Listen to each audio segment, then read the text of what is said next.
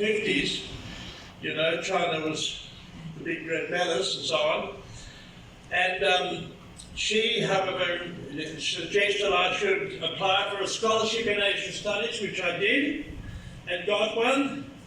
And I studied Asia and China, especially in Canberra, at a time when it was very, very rare to do so. Later I got a chance to go to England, to Cambridge, as was mentioned before, and I did a thesis on the Tang Dynasty.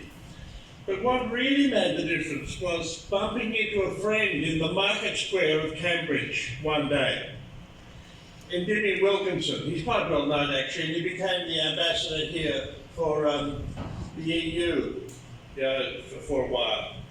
And he said to me, I'm going to China.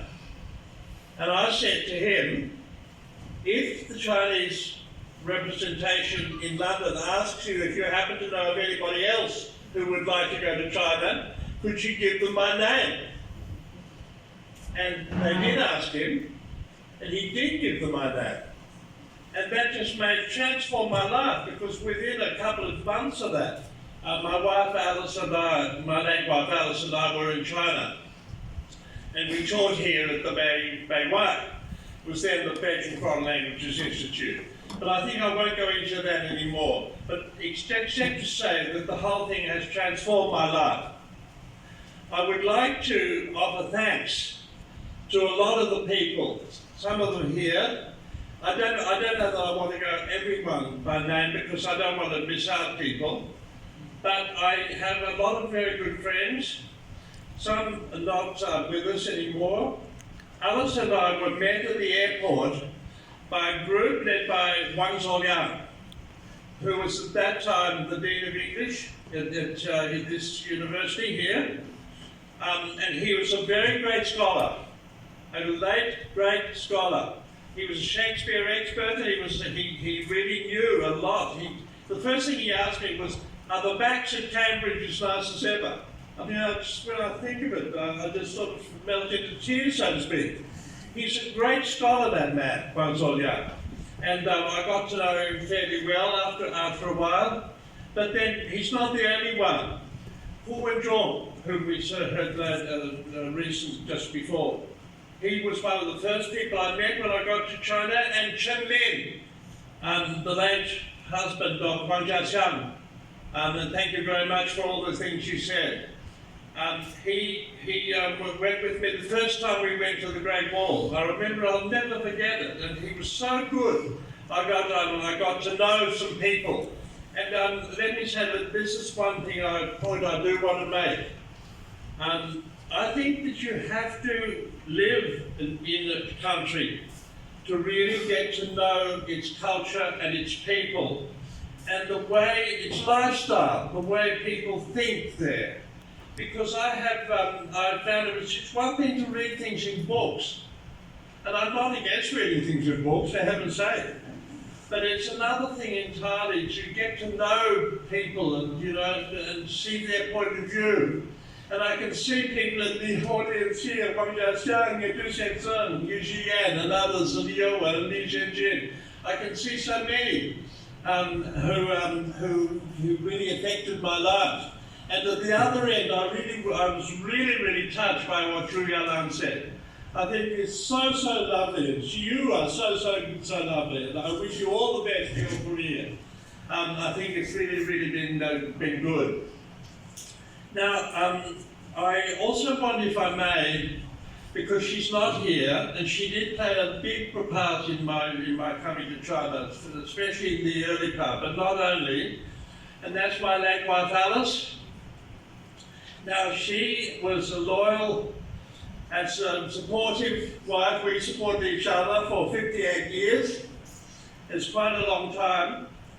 And not only that, but she also made her own contribution to Australia-China relations, because together with two Chinese colleagues, Peter Zhang and Yusha Chongqing, she developed a series of textbooks for the teaching of Chinese language in Australian schools. They're not used now, I don't think, not much anyway, although we still get she still gets royalties, small royalties from time to time. But I think that was a really, really important contribution, and I think it should be mentioned in this sort of context.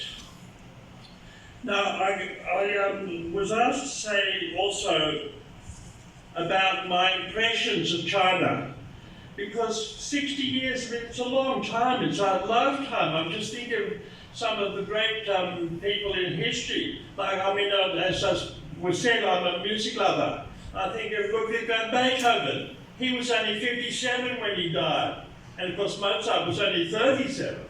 So I mean, it's and then you can think of other people. In 60 years, it's sort of like a lifetime of experience. And all I can say is that I have always, well, I mean, at first I don't think I did quite, but I got to love the Chinese people when I was here, and I have no apologies or regrets about that. I really have loved China, and I love the history and culture of China, and I don't also think that we should, it's not a question of this one or that one.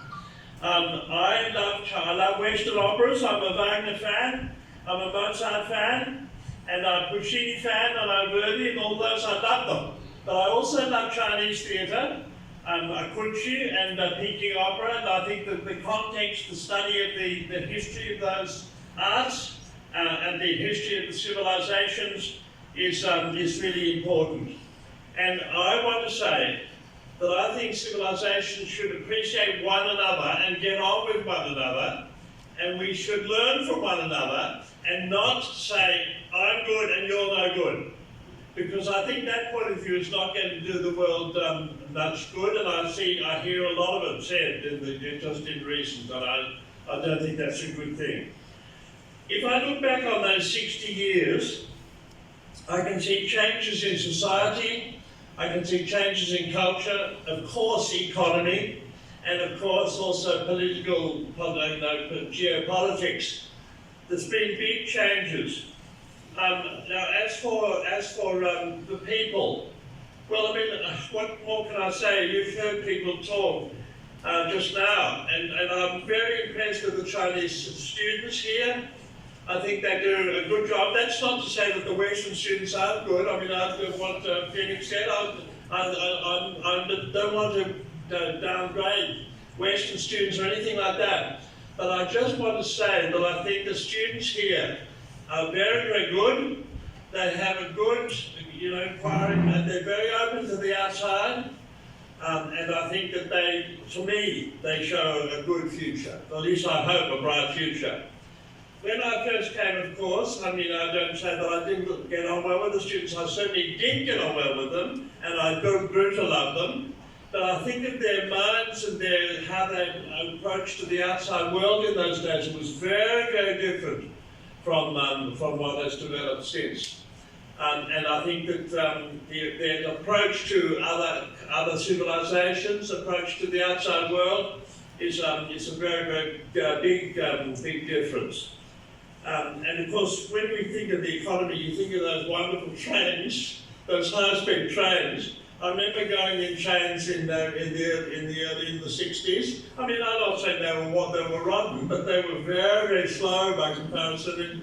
And I mean, I know Chinese friends. They had to stand up for days, I mean, literally, days to get from one place to another because the trains were slow. And you had the yin zhou, you had the hard sit, and they weren't so comfortable at all, and it wasn't so good. But now, so good, those high-speed trains, and I think it's the best train system in the world. I mean, can I make another point, which I don't want to talk too long. I have to say that looking back, I've tried to develop and have more China studies, and to some extent it's been okay, but I think that there are disappointments in Australia especially. Recently there was a report out, maybe Louise can talk about it more, about the state of China studies is doing in Australia, and it's not as bright a picture as I hoped, I must say. not as bright a picture at all. Now, on the other hand, if you compare the way China has gone to Australian studies, it's actually much better. I mean, there's more Australian studies students in China than the rest of the world put together. And I think we should do better in terms of China studies. I mean, of course, there are very good contributions, and there are very good China scholars. So there's Louise Edwards in there, and Mike Dudner, and the other Gary, and Bob Warwick, and I can see lots of them. I don't want to belittle them by any means, but I do want to say that I think it should be better, and I do want to say that I think that China has done better in terms of studying Australia than the other way around, and I think that's an important point. I think I've talked long enough. I just want to conclude by saying that I look back over the 60 years that I've spent, and I don't apologise for anything. I just think that, I don't think I apologise for anything. Why should I? I think it's a good thing to engage. I really feel very, very grateful to my Chinese friends and also my Australian friends, and I feel grateful to the Chinese people for this engagement, because it's given me, I think, a very, very good life. I want to express again my dedication and my love for my Chinese colleagues and my Chinese students, who I think have done a really, really good job, and I think they've taken a bright future for China. Now, of course, I feel similar about my Australian colleagues and my Australian students, of whom I've got many over the years, many students of both countries. And thank you very much. I think engagement is the way forward. I think we must try and understand other people's cultures, other people's modes of thought, and I think that if we don't do that, it's a bad future. Thank you very much. Thank you very much, everyone.